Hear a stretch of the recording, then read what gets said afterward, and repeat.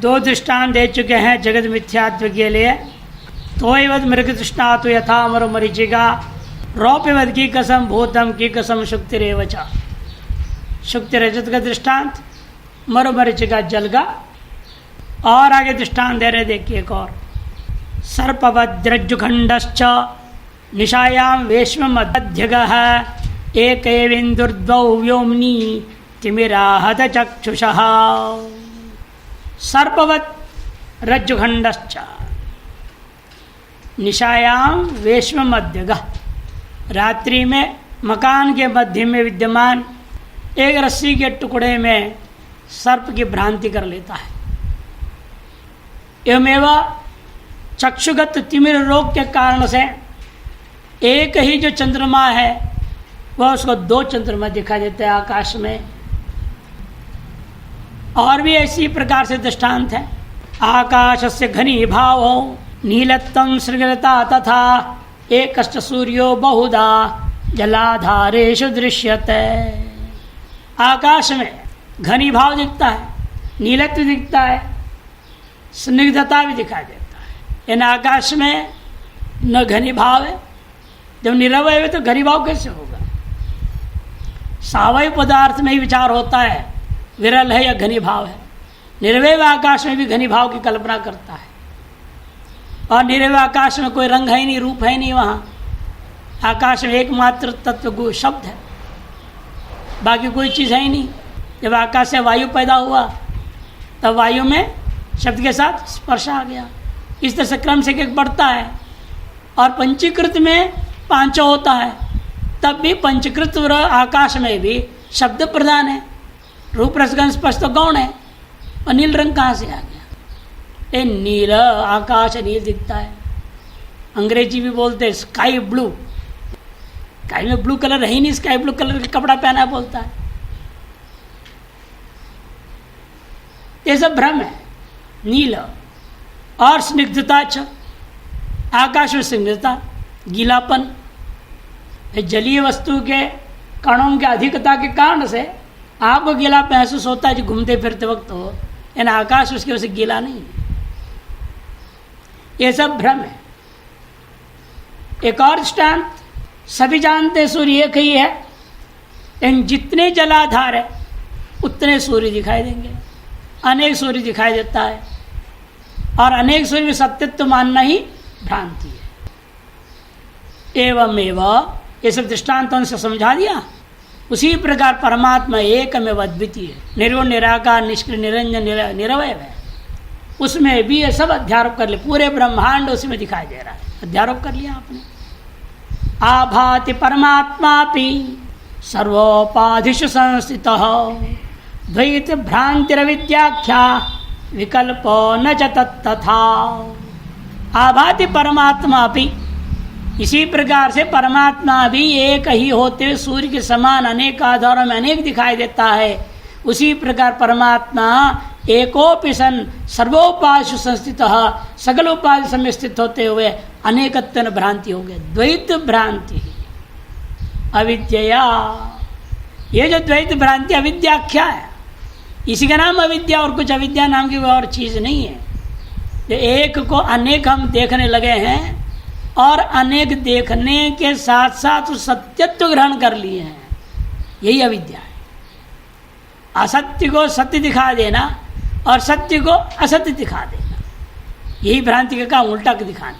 विकल्पो न च तत्तथा, यही अविद्या के विकल्प है। इसके अलावा अतिरिक्त तो कोई और विकल्प नाम का, अविद्या नाम का चीज नहीं है।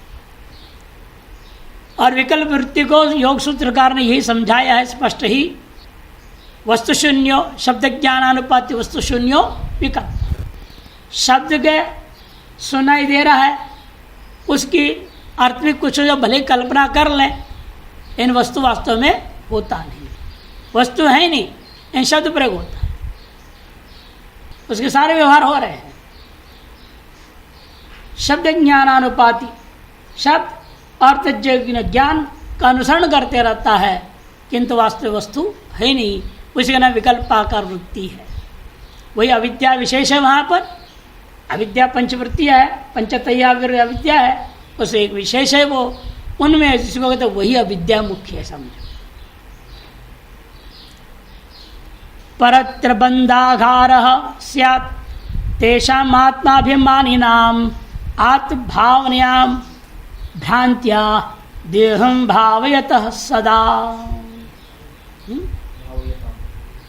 अब ये भावयताम है, भावयतः सदा, भावयताम सदा है आप यहाँ, ठीक है। षष्ठी एक वचन और बहुवचन कोई फर्क नहीं पड़ता, क्योंकि वहाँ ऊपर में षष्ठी बहुवचन है ना, अभिमानी ना, इसलिए भावयताम हो तो ज़्यादा ठीक ही है। भावयता की अपेक्षा से भावयताम ज़्यादा अच्छा है। और एक वचन है तो उसको जातो एक वचन मान लेंगे। दो पक्ष है ना व्याकरण में, जाति पक्ष और व्यक्ति पक्ष।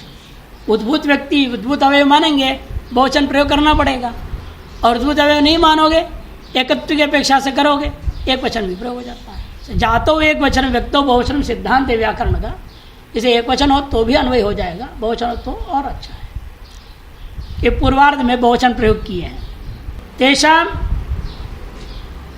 आत्माभिमानी नाम, कहाँ आत्माभिमानम, देहे, देह में ही आत्माभिमान कर रहे हैं जो, उन लोगों को परत्रापि बंधागार, सर्वत्र उनके लिए बंधन का ही आगार है, समझो, जेल है, बंधागार, कारागार।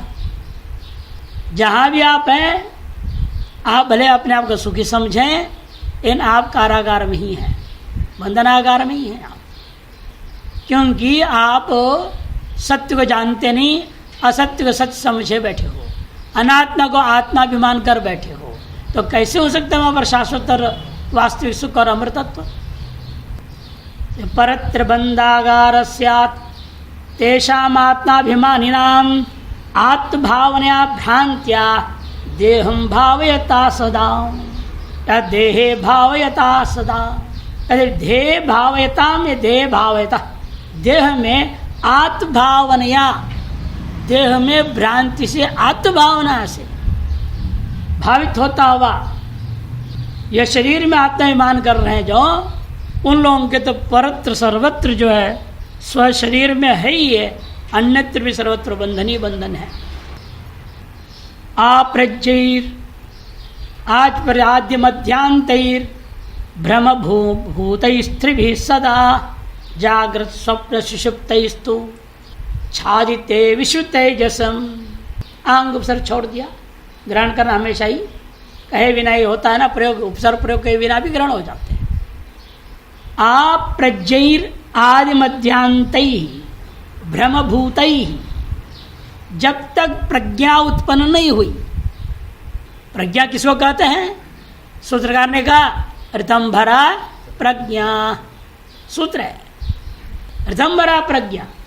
ऋतु में सत्य को ही भरण करने वाली, धारण पोषण करने वाली जो बुद्धि होती है उसका नाम प्रज्ञा होती है। जब तक वह प्रज्ञा उत्पन्न नहीं हुई आपने, आ समन्तात प्रज्ञी यदा, तार्श बुद्धि वाले माने अप्रज्ञ, प्रज्ञा उत्पत्ति से पूर्व तक, ऐसे अप्रज्ञ लोग जो कि कैसे हैं, भ्रम भूतैहि, भ्रम के विभिन्न स्तरों में सदा रहने वाले हैं। आदि मध्यांत ही, आदि मध्यांत वाले भ्रमभूत ही, त्रिभी, तीन अवस्थाओं से चलते रहते हैं हम लोग। कौन सी तीन, जागृत स्वप्न सुषुप्त ही, जागृत अवस्था, स्वप्न अवस्था, सुषुप्त अवस्था नाम की अवस्था त्रय रूपी इन तीन भ्रम के भूमिया है। ये भ्रम के अवस्था त्रय है, ब्रह्मभूत ही, त्रिभी, जा सुषुप्त ही, जो कि आदि मध्यांत ही। तीनों की व्यवस्था कैसी है, आदि मध्यांत वाले हैं, उत्पत्ति स्थिति लय वाले हैं। उनके द्वारा विश्व तेजसम आच्छादित है, छादित विश्व तेजसम, समस्त विश्व को भी प्रकाशन करने वाला प्रकाश को ढक दिया गया है। आत्मा के अपना स्वरूप उस प्रकाश को ढक दिया। अथवा यूं लो, विश्व और तेजस, तीसरी कौन है, जागृत में विश्व, स्वप्न में तेजस, सुषुप्ति में प्राज्ञ। दो कह दिया गया श्लोक के कारण से, एक छोड़ दिया उपलक्षण। विश्व तेजस प्राज्ञ, ये तीनों की तीनों को आच्छादित कर दिया। जागृत में आत्मा का नाम विषुव पड़ा, स्वप्न में आत्मा का नाम तेजस है, सुषुप्ति में आत्मा का नाम प्राज्ञ है। उसके आपके अपना जो वास्तविक स्वरूप है विश्व तेजस प्राज्ञ रूपता है, उसको ढक करके आपको बहिर्मुख करके संसार की ओर ये तीनों ही अवस्था में आपको लगा के रखा हुआ है। जागृत और स्वप्न में तो पदार्थों से व्यवहार होता ही है, और सुषुप्ति में हमें अज्ञान में ढकेल देता है। जिसे जगने के बाद कहते हो न किंचित दविदिशम, मैं कुछ नहीं जानता था, वो भी स्वरूप से हटा दिया ना। मैं आत्मा था, चैतन्य था, ऐसे किसको है? मैं सुख को अनुभव कर रहा था, मैं सुख रूप था, ऐसे कोई नहीं बोलेगा। अहम सुखम अस्वाप्सम, नहीं तो सुखा रूपम में रूपम में अहम, ऐसे कौन कहता है? क्योंकि वहां भी अज्ञान रूपी आवरण बना हुआ है। इसलिए कहते हैं छादितम विश्व तेजसम। कैसे आच्छादन कर लिया? स्वमायया स्वयं समात्मानम, स्वमायया स्वमात्मानम मोहे द्वैत रूपया गुहागतम समात्मानम लभते च स्वयं हरिम। कहते देख स्वमाया, कैसी हो माया? द्वैत रूपया स्वमात्मानम मोहयेत, अपनी ही माया, अपनी ही अविद्या, अपनी ही अज्ञान से जो भी कैसे अज्ञान हमारा पसारा हुआ है बाहर की ओर, द्वैत रूपया, द्वैत रूपेण स्वयं प्रसारित कर लिया है। सबसे पहले आदमी जब उठता है एक गफलत सा रहता है, एकदम उठ के बिल्कुल तेज के साथ व्यवहार करने वाले हाइपर वाले होंगे ऐसे दो चार, नहीं तो अधिकतर थोड़ा उठते ही हल्का सा आलसपन तो रहता है।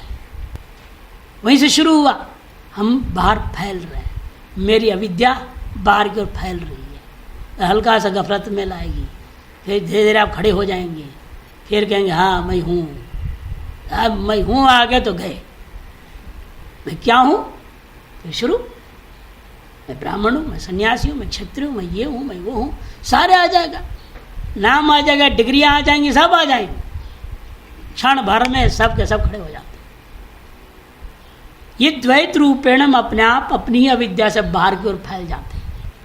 अपने हृदय की गुफा में बड़े मजे में सोए हुए थे, बड़े आनंद में थे, अब बाहर आते फैलाते जाते हैं, और बाहर कितनी भी फैला वो कम ही है। व्यक्ति सोचता है पहले हम जहाँ हैं वहाँ हमारा नाम अच्छा हो जाए, फिर इधर फैलता पूरे जिला में नाम हो जाए, फिर राज्य में नाम हो जाए, देश में नाम हो जाए, अंतर्राष्ट्रीय हो जाऊँ। नहीं, अंतर्राष्ट्रीय ख्याति प्राप्त करना चाहिए, फिर एक लोक नहीं आए, तीनों लोकों में ख्याति हो जाए। ये रावणादियों ने किया, मिला क्या अंत में? तो इसीलिए जो है ये जो पसारना है अपने आप को, फैलाव है बाहर की ओर, वो जितनी सीमित में रहते ना, कुछ संकुचित कर रख सको उतना ही सुख शांति है। और इसलिए उसको समेटते हुए गीता में क्या कहा? उर्मो अंगानीव, जैसा कछुआ बाहर की थोड़ी सी भी हल्की सी भी विपरीत आवाज आते ही बराबर तुरंत अपने सारे हाथ तक सबको अंदर कर लेता है, मुख भी अंदर डाल देता है, खोपड़ों से एकदम बंद कर देता है, और अंदर श्वास ऐसे प्राणायाम लेकर बिल्कुल वह महाकुंभक लगा देता है, और महाकुंभक लगा करके घंटों दिनों बैठा रह जाता है। जब तो पूरा विश्वास नहीं होता अब बाहर कोई आहट नहीं है, तब तक निकलता नहीं। अच्छा अंदर बैठ जाते ऊपर से इतना हथौड़ा मारिए और टूटते भी नहीं, ऐसा विचित्र भगवान ने बना रखा है उसको, कुछ नहीं होगा उसको। तो इसीलिए हमें ऐसे ही बाहर जाए, गुरुणापि क्या बोला था? गुरुणापि दुखे ना, भयंकर से भयंकर दुख भी हो जाए तो विचलित ना हो। वो स्थिति लाने के लिए क्या करना है? गुहागतम समात्मानम, जितने बाहर की ओर पसार रहे थे बंद करो। लोग मेरे से पूछते थे महाराज आज ये खबर आ गया, वो खबर आ गया, कोरोना में उतर वहाँ मर गए। मैं कहता तो कुछ नहीं है, तो टीवी बंद कर दे, मोबाइल बंद कर दे, शांति से जिएगा, 2 टाइम रोटी खा ले, घर में बैठे, वर्क फ्रॉम होम है, काम से करो, अपने काम करो, रोटी खाओ, सो जाओ, काहे कोई सब देखता है? घर में अखबार आता है तो कहा कोरोना के अखबार भी बंद करो, कहीं ये बोलना है बोलने वाला कि महाराज हमारे व्यापार घटेगा नहीं, इसके द्वारा कोरोना आ सकता है, तो बोल कर उसको बंद करो। अखबार भी बंद, टीवी बंद, सब बंद। तुमसे बड़ा सुखी कोई नहीं होगा। जिन्होंने किया लाभ है उनको, जो देखते रहो दिमाग खराब रहते रहा। तो इसीलिए कहते हैं कि आप कहाँ करना है कि सब बंद करो। गुहागतम समात्मानम, अपने ही हृदय में विद्यमान अपनी उस आत्म स्वर का चिंतन करो। लभते च स्वयं हरिम, स्वयं तुम्हें परमात्मा मिल जाएगा। कहीं जाने की जरूरत, बद्रीनाथ, केदारनाथ, देवनाथ, वोनाथ, कहीं नाथ कोई नाथ में जाने की जरूरत नहीं। तुम खुद नाथों के नाथ, तो अपने अंदर में अनुभव आ जाएगा। बाहर जितने भटको, ठीक है, अंतर्गुण शुद्धि के लिए जरूरी है, मैं उसकी निंदा नहीं कर रहा, वो भी जरूरी है, उस स्तर वालों के लिए जरूरी है। तो आप उसे ऊपर के स्तर में आ गए तो देर अंदर घुसो, प्रयास तो करो, देखो वहाँ कुछ टिक पाओगे कि नहीं टिक पाओगे। नहीं टिक पा रहे हो, समझ रहे ना कुछ कमी है। ये तो बताया प्रजापति ने इंद्र को क्या बोला, अभी आपके अंतःकरण कुछ कलमश बाकी है और 32 साल। फिर उपदेश देने के बाद वो भी समझ नहीं पाया ठीक, फिर और 32 साल, अब थोड़ा सा बाकी है, 5 साल और कर ले, 101 साल लगा दिए। इसलिए आपने पहले कोशिश ही नहीं करी, पता कैसे चलेगा अंदर क्या मल, कितना मल है, कैसा है। तो कोशिश करो, नहीं जा पा रहे समझो बहुत तगड़ा प्रतिबंधक है, तो उसी हिसाब से उपासना करो, कर्म भी करो, निष्काम कर्म योग, निष्काम उपासना है, चयन करो अपने अनुकूल, और उसके माध्यम से प्रतिबंधों को सफाई करो, हटाओ। लेकिन अंदर में गए बिना संभव नहीं। व्योमनी वज्रान, क्या है वो, अनल है ना, हाँ। व्योमनी वज्रानल ज्वाला कलापो विविधाकृति आभाति विष्णु सृष्टिश्च स्वभावो द्वैत विस्तरः। द्वैत का विस्तर भी माया का स्वभाव है। वैष्णवी माया का ये स्वभाव है, द्वैत विस्तार होना। व्योमनी, जिस प्रकार से आकाश में वज्रानल ज्वाला, वज्र गिरता है बरसात के दिनों में, बिजली गिरना बोलते हैं, एक अग्नि विशेष की वो पुंज है जो नीचे की ओर आता और चला जाता है। वह अग्नि भी बादलों की परस्पर टकराव से उत्पन्न हुआ है। विपरीत ध्रुव वाले परस्पर जब टकराते हैं तब वह एक चिंगारी से उठता है, और साधारण बादलों के बीच में टकराव नहीं है, ठोस बड़े बड़े मात्रा वाले आपस में जब टकराते हैं जबरदस्त बिजली नीचे गिरता है। वह जिस प्रकार से वज्रानल ज्वाला कलापो विविधाकृति ही, विविधाकृति से गिरता है और लौटते विविधाकृति वाला होते हुए चमकते हुए निकल जाता है। उसे आकृति का कोई भरोसा नहीं, ऐसे ही आएगा वैसे वैसे ही आएगा, कुछ ही पता नहीं कैसे आएगा कैसे जाएगा। वैसे माया का हाल है। ये द्वैत प्रपंच आपके सामने कैसे आएगा कैसे जाएगा, इसे कोई ठिकाना नहीं। विविधाकृति ही, विविध आकार में आता है। कोई भोला भगत बन गया आता है, खतरा है समझ लेना, भरोसा नहीं। माया किस रूप में आ रहा है, शिष्य बन के आ जाएगा। कई शिष्य है गुरु के गर्दन काट दिए, सुप्रसिद्ध कहानियां हैं, ये कोई भरोसा नहीं। हमारे यहाँ भी होता है, हमें मालूम नहीं। हमने हमारे एक और महात्मा है, उनके थोड़ा स्वादिष्ट भोजन खाने की इच्छा हो जाती है तो हमारे ब्रह्मचारी लोग बढ़िया बना देते हैं। हम सोच रहे ठीक है चलो उनके चक्कर में हम भी थोड़ा खा लेते हैं, लेकिन हमें नहीं मालूम इसमें जो है प्याज लहसुन भी है। और बाहर प्रचार हो गया स्वामी जी को प्याज लहसुन बहुत पसंद है, आजकल दबा के खा रहे हैं। मैंने कहा हद हो गया यार, बाहर से खबर मिली तब मैंने पता लगाया। अब तब दूसरे ब्रह्मचारी ने देखा वो पैकेट के ऊपर लिखा है पाउडर वाला जो है प्याज लहसुन है उसमें। मैंने बड़ा बात है किसका भी, हमें ये सब नहीं चाहिए। अब वो 15-20 दिन जो खाया गया, जिस दिन खाया अगले दिन स्वामी जी बोलते स्वामी जी आज आपका चेहरा ठीक नहीं दिख रहा है, पढ़ाने में वैसे होता था, आपने भी देखा कई बार लघु पढ़ाते नींद आ रही थी, ऊँग ही आ रहा है, ये क्या हो रहा है, इतना तमस कहाँ से आ गया, पाठ के पीछे में आ रहा है, हमें समझ में नहीं है। और हमें पैसे डॉक्टर तो उनसे पूछा, वो कहते हैं कि भाई वो सब मौसम क्यों ठंड गर्म हो रहा है ना, बदल रहा है ना। मैंने कहा हो सकता है, जब असलियत बाद में पता चल बाहर प्रचार हो गया। कई बार ऐसे हो जाता है, इसलिए संसार माया है ना, बड़ा धोखा है। किस प्रकार से धोखा होता है कोई भरोसा नहीं। विविधाकार ही इसलिए कह दिया, विविधाकृति होती है। आभात विष्णु सृष्टिश्च, ये विष्णु का सृष्टि भी उसी प्रकार से विविधाकृति से आभासित होता है, और यह उनका स्वभावत विस्तार है। इसलिए सृष्टि के साथ व्यवहार उसी प्रकार व्यवहार होनी चाहिए जिस प्रकार से अग्नि के साथ ठंडी के दिन में व्यवहार रखते हैं। सदा ही अग्नि के साथ व्यवहार बड़ी सावधानी से करते हैं, यानी सीधे हाथ डाल देते क्या, जला देंगे वो, उसका स्वभाव है जलाना, उसे जला के रहेगा।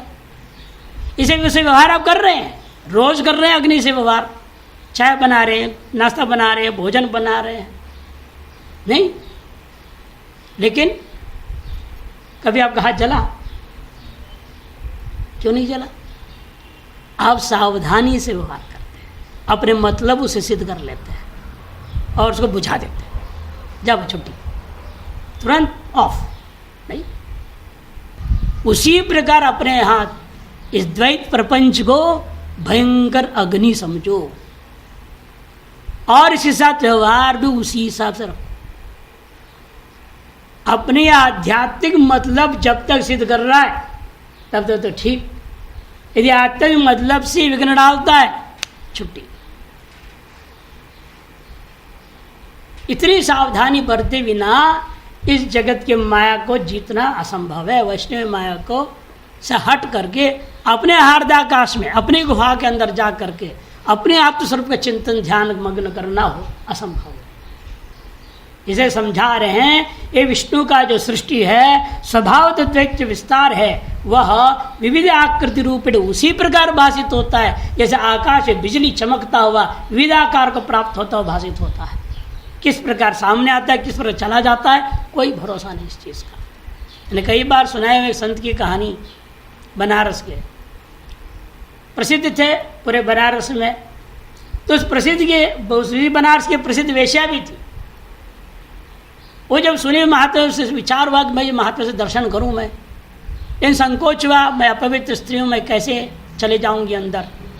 वो जब गंगा जी के स्नान करने जाते थे, वो बाहर खड़ी हो गई, दरवाजे से बाहर दूर सड़क के किनारे, और हाथ जोड़े प्रणाम करके कहे, महात्मा जी हमने सुना है आपका बहुत ही प्रसिद्ध महात्मा है, संत है, कृपा करके हम इस नीच के प्रणाम तो स्वीकार करके आशीर्वाद दे दीजिए, हमारा उद्धार हो जाए। तो मुस्कुराए बोले, देवी आप महात्मा जिसको कह रहे हो, महात्मा वास्तव में है या नहीं, आपको कैसे पता चला? सुनी हुई बातों पर विश्वास नहीं करना है। आपके कहने पर मुझे मालूम हो रहा है लोग मुझे महात्मा कहते हैं, जब मुझे खुद को परख लेने दो कि महात्मा हो या नहीं। मुझे 7 दिन का समय दो, मैं जवाब दूंगा। 4 बार 28 दिन बीत गया, अंदर से जवाब नहीं आया, मैं वास्तव में महात्मा हूं। देश में थे, प्रसिद्धता, संत थे, विरक्त थे, सब कुछ। इन्हों जो कहा गया वासुदेव सर्वमिति स महात्मा सुदुर्लभ, वो लक्षण अपने अंदर है या नहीं। स्थित प्रज्ञा से कहा भाष, वो लक्षण अपने अंदर है या नहीं। अवयव सत्व संशुद्धि, वो लक्षण है या नहीं। वो अपने आप को परखने लगे, तो जवाब नहीं निकला। फिर 1 महीने के बाद उनको कहें, जिस दिन निश्चय होगा मैं उस दिन बता दूंगा, आपको बुला के बता दूँ, आप निश्चिंत रहो। रोज वहाँ खड़ी होती थी, प्रणाम करके चली जाती थी, आपस में कोई देखते भी नहीं थे, अपना जा रहे हो अपना कर। जब मरणशैया पर पहुँच गए, 2-4 घड़ी बचा है, तब शिष्यों को कहा उसको बुला के लाओ। तब उसको कहे, मैं महात्मा था, अब भी महात्मा हूँ, बचा 2 घड़ी हो, उसी में महात्मा हूँ। अब फिसलने का अवसर असंभव है। तो वो कही कि आप पहले से ही थे तो माँ तो क्यों नहीं कहे थे। फिसलने का संभावना थी। कि द्वैत का कोई भरोसा नहीं, माया का कोई भरोसा नहीं। जिस समय मैं घोषणा कर देता मैं महात्मा हूँ, अगला क्षण माया अपने पलट देती ड्रामा। इसी भरोसा नहीं, इसलिए मैं इस समय बोल रहा हूँ। अब माया मेरा कुछ नहीं बिगाड़ सकती। क्या कर लेगी? ना हाथ उठ रहा है, ना पैर उठ रहा है, आंख पे इधर उधर घूम नहीं रहा। अब क्या कर लेगी वो माया? अब तो खत्म कहानी है। तो इसीलिए ये माया से बहुत, अग्नि से भी भयंकर सोच समझ के विवेक पूर्वक व्यवहार करना पड़ता है। माया किस रूप से आती कोई भरोसा नहीं है कि नहीं। कोई आपको कार्यक्रम में बुला देगा, 1000, 2000, 5000, 10,000 देने लगेगा, आप बड़ा खुश हो जाएंगे। एक बार, 2 बार, 3 बार भागते भागते वहीं फंस ही जाएंगे। फिर एक दिन कार्यक्रम नहीं मिलेगा ना, आपका दिमाग एकदम ये क्या हो गया, आश्चर्य हो जाएगा आपको। कहीं ना कहीं गड़बड़ हो गया, आज कार्यक्रम मिला ही नहीं, कोई बुलाया ही नहीं। इसलिए वो स्थिति आने से पहले सावधानी बरतो। हम पंच सकार साधना इसलिए बोलते हैं ना, 5 सकार। सबसे पहले समझो, खुद कितने पानी में हो वो समझने की कोशिश करो। ये अहंकार से उछल कूद मत करो और देखो अपने आप को, मैं कितना में कितने साधक हूँ या किसी के बाधक हूँ या सबका भक्षक हूँ। यूँ थोड़ा सोच लो, समझो और संभलो, संभल जाओ। जब संभलोगे तब शास्त्र प्रवृत्ति होगी, तो संत पुरुषों का संबंध होगा, साधु पुरुष का संग, तीसरा सकार है। तब उनसे सम्यक साधना मिलेगी, तब साध्य की ओर आगे बढ़ोगे। समझना, समझो, संभलो, संत संग करो, साधना जानो, साध्य की ओर आगे बढ़ो। एक पंचसकार चूर्ण मिलता है, गीता भवन सब जगह बनता है, आपके कॉन्स्टिपेशन को दूर करता है, कब्ज को दूर करता है। और ये जो पंचसकार साधना है, ये सांसारिक कब्ज को हमेशा के लिए दूर कर देगा। इसलिए इसको अपनानी चाहिए। और इसको अपनाने के लिए पहले पंच गकार को अपनाना पड़ता है, और पंच गकार को अपनाने के लिए पंच मकार को पहले त्यागना पड़ता है। ये पंच 3 है, पंचत्रिक, पंचमकार, पंच गकार, पंच सकार। इस क्रम से व्यक्ति अपने जीवन को ढालते जाए, स्वतः ही जैसे उन्होंने अभी बताया, स्वयमेव हरिम लभते।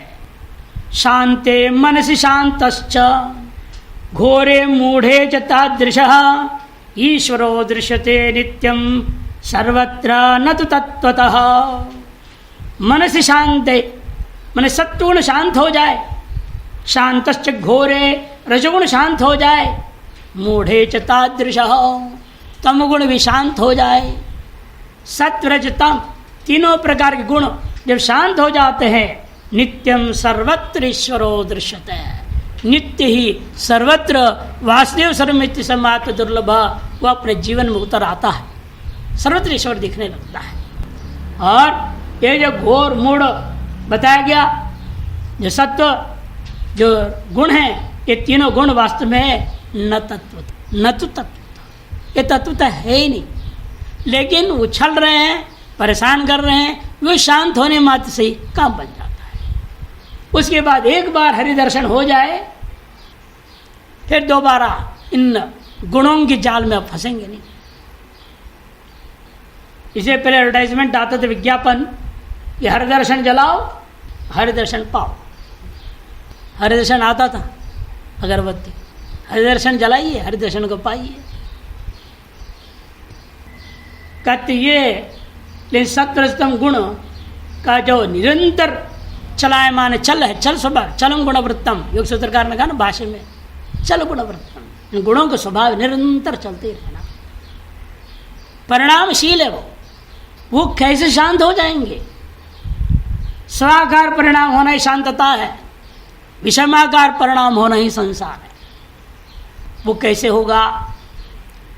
लोह मृपिंड हेमनांच विकारो न च विद्यते चराचराणां भूतानां द्वैतता च न सत्यतः द्वैतता न च सत्यतः द्वैतता न च सत्यतः।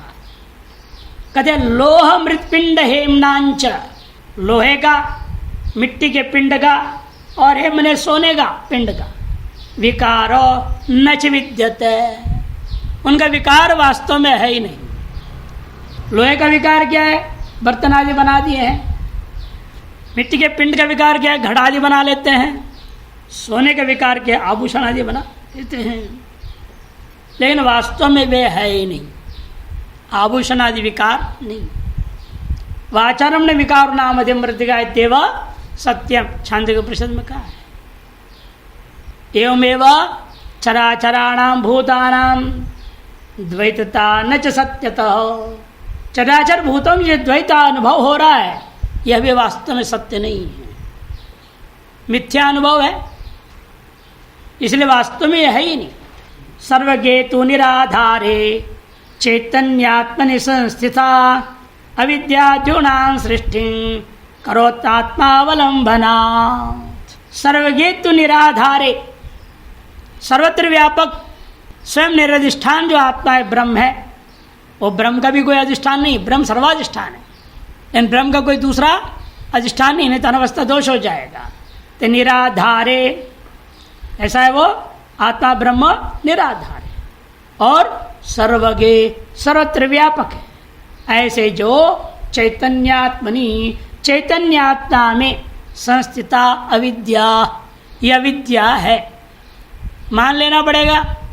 इस ब्रह्म के आवरण रूपा अविद्या है, माया है।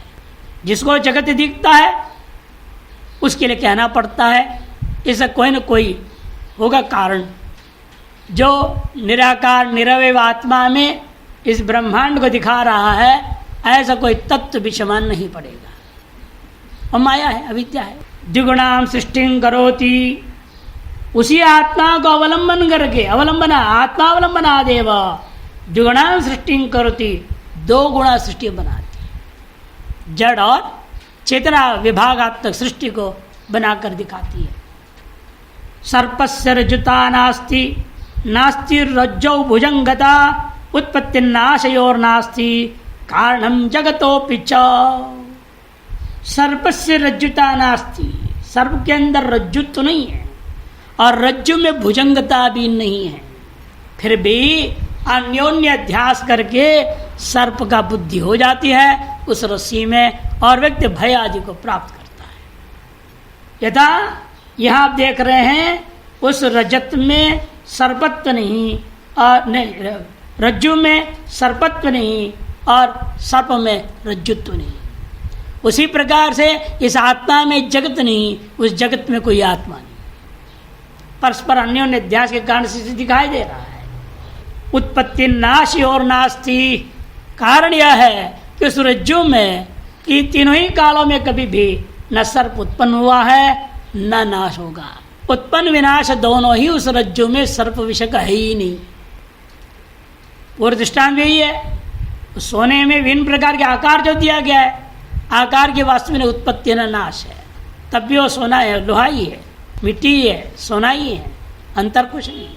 यानी आकार विशेष प्रदान करने में नाम विशेष आपने दे दिया, नाम और रूप आपने प्रदान कर दिया और उसको सत्य मान बैठे। उस नाम रूप काल में भी स्वाधिष्ठान रूपा जो भी वस्तु उसके अलावा और कुछ है ही नहीं वहां पर। इसे कहते हैं कि देखो कि सर्प से रज्जुता नास्ति, नास्ति रज्जो भुजंगता, उत्पत्ति नाश और नास्ति कारणम जगतो पिछो। एवं उत्पत्ति और नाश इन दोनों का भी कोई कारण भी नहीं है इस संपूर्ण जगत का। जगतोपि उत्पत्ति नाश और कारणम नास्ति, कारण है ही कि कारण खोज के कोशिश करके ढूंढ लें कोई कारण मिलेगा भी नहीं। अब रज्जु में सर्प दिखाई दे और सर्प के कारण खोजो, लगो बड़े से बड़े लैबोरेटरी लगा करके ढूंढो, नहीं क्या उस सांप का बायोप्सी निकाल सकते हैं? ले जाके लेबोरेटरी में टेस्ट करा लिया जाए, इस शाम को कैंसर तो नहीं, कोरोना तो नहीं है, नहीं अंदर आ गया कहीं उसी वजह से कोरोना फैल जाए तो शाम को ले जाओ, कोरोना टेस्ट कराओ, RT-PCR कोई कराएगा भाई? उस सर्प को लेकर के ना उसकी उत्पत्ति है ना विनाश का कोई कारण ही नहीं है, केवल भान हो रहा है, भाषित हो रहा है ही नहीं। से उत्पत्ति नाश और कारणमेव नास्ति, एवमेव जगतो भी उत्पत्ति नाश का कारण ही नहीं है, किस स्थिति काल में दिखाई दे रहा है। इसमें मांडव्य कार्य का और उपनिषद में वर्णन है, आदौ अन्ते चेन्नास्ति वर्तमाने तथा लोकानां व्यवहारार्थ मविद्येयं विनिर्मिता एषा विमोहिनी इत्युक्ता द्वैताद्वैत स्वरूपिणी। ये अविद्या नाम की चीज तो है, ये कोई कहे जो सब खेल दिखा रही है, अविद्या तो माननी पड़ेगी कि नहीं? वो अविद्या नाम की वस्तु है कोई चीज? कहते नहीं। लोकानाम व्यवहारार्थम, ये अज्ञानियों की व्यवहार सिद्धि के लिए हमने अविद्या नाम की चीज केवल व्यवस्था मान दी, दे दिया है। नहीं माने तो क्या करें, दुनिया मानती नहीं अपनी बात, तो इसलिए कहना पड़ता ठीक है कि अविद्या नाम की चीज है। बार बार कहता हूँ, जब गणित का कोई आपके सामने हल करने दे दिया जाए प्रश्न, उसके जवाब हल करने के लिए क्या करते हैं?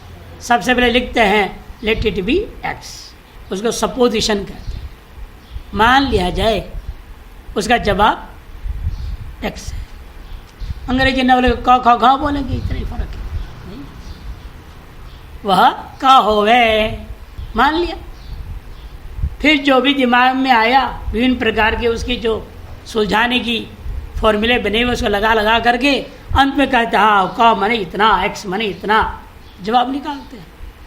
वैसे ही संसार का आप परीक्षण कीजिए, तो पहले से कांड मान लो, इतना विचित्र संसार है, मैंने नहीं बनाया, ना कोई बना पाएगा, संसार सब लोग मिलके भी नहीं बना पाएंगे। ऐसा विचित्र जगत होने के नाते कोई ना कोई इसको बनाने वाला चीज है। और वे जानते हैं उसका नाम रख दो अविद्या या माया, कुछ तो नाम रखना पड़ेगा ना। जब क ख ग यक्स कुछ बोला आपने, ऐसे उसका नाम रखो, कुछ उसका नाम रख दी अविद्या, एवं नाम रख दो माया। फिर खोज करो इस माया से ये जगत तो कैसे उत्पन्न हुआ, कार्य कारण भाव कैसे फिट बैठेगा, तब खोजेंगे पता लगेगा, कुछ नहीं निकलेगा। कि जो है ही नहीं उसे कारण क्या मिलेगा? कि कई जवाब ऐसे निकलते हैं ना, शून्य भी निकलता है ना, आंसर जीरो वो भी तो होते हैं। ऐसा प्रश्न दे दिया गया और शून्य आने से तुम खुद रहा था बेटर, ऐसे कैसे हो गया, शून्य कैसे आ गया? कुछ ना कुछ तो आना चाहिए ना, 2-4 कुछ लिख दो तो फेल हो जाओगे। नहीं कुछ नहीं लिख दोगे क्या जबरदस्ती? अरे प्रश्न ही ऐसे दिया कि जिसका जवाब ही शून्य है तो करोगे क्या? शून्य लिखना पड़ेगा ना जवाब। अब प्रश्न मान लो 2 घटा 2, 2 - 2 लिख दिया, अब क्या जवाब दोगे? लेट इट बी का, शुरू भी कर दो तो ये 2, 1 ये 2 हो गया। अब 1 को हटाओ, इसको भी हटाओ, क्या बचा? अरे ये किसी के हो गया? नहीं कुछ होना चाहिए, कुछ होना चाहिए। एक तीसरी बार ना लोगे, फिर जवाब कुछ और लिख दोगे तो चौपट हो जाएगा। ये दिमाग में ना कुछ होना चाहिए, ये लफड़ा है। इसी कारण से आज तक हम संसार से निवृत्त हो नहीं पा रहे। कुछ न कुछ होना चाहिए, ऐसे कैसे होगा? हमारे पीछे पड़ते हैं, ऐसे कैसे होगा? आपके पास कम से कम 2 करोड़ रुपया तो होगा एफडी। अरे बाबा भाई 2 लाख भी कहाँ, तुम तो हाँ 2 करोड़ बोल रहे हो, और समझाए कैसे उनको? होगा, जरूर होगा। अरे ठीक है मान लो, और की झंझट खत्म करो, मान लो कहना पड़ता है उनको। इसी कुछ होना चाहिए, ये समस्या है सबकी। हम कुछ नहीं है, कैसे होगा? हमारे 2 अध्यापक थे, बताता है, हमने उन लोगों का नाम रख दिया I am somebody, I am nobody. एक अध्यापक जब भी आते थे हम इसका नाम आई एम समबडी, मैं कुछ हूँ, और दूसरा आते थे हमेशा यूं करके ही आते आई एम नोबडी, नाम रख दे आई एम नोबडी।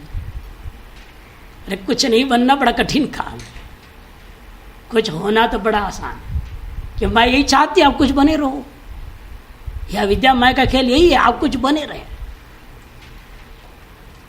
इसलिए इनका कहना है कि देखो लोकानाम व्यवहारार्थम, लोगों की जीवों की व्यवहार मात्र के लिए हमने अविद्या नाम का चीज स्वीकार कर लिया। अविद्या विनिर्मिता, शास्त्रों में अविद्या नाम की चीज स्वीकार करके उसके माध्यम से लोक की व्यवहार की व्यवस्था दे करके अंत में उसके अपवाद करते जाता है। नेति नेति नेहना नास्ति किंचन इत्यादि श्रुतियों के द्वारा स्वनिर्मित स्वकल्पित सारी चीज को बढ़ा देता है। यह अध्यारोप अपवाद प्रक्रिया है हमारे वेदांत में। इसे ऐसा विमोहिनी इत्युक्ता, इसी अविद्या माया को विमोहिनी करके भी कह दिया, सबको मोहित कर रही है, चक्कर में डाल रही है। द्वैताद्वैत स्वरूपिणी, यही द्वैत है, यही अद्वैत रूप भी है। द्वैताद्वैत उभय रूपिणी है ये, महापिशाचिनी चुड़ैल है, ये सबके पीछे पड़ी हुई। अब कैसे छूटे ये देखा जाएगा।